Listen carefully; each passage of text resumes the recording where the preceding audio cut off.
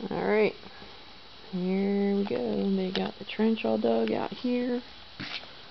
The footer did come out a little further than normal, huh?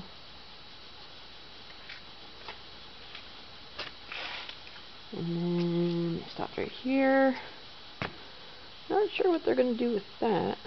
Across through there. I wonder if they'll go out in front of the boiler or behind it.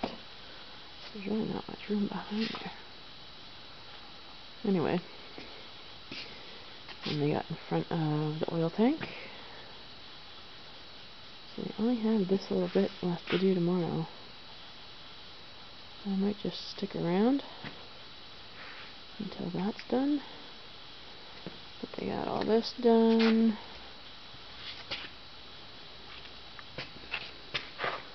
And the trench all the way back down to the sump pump.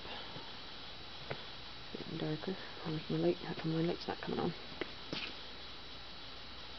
Anyway. So that's that.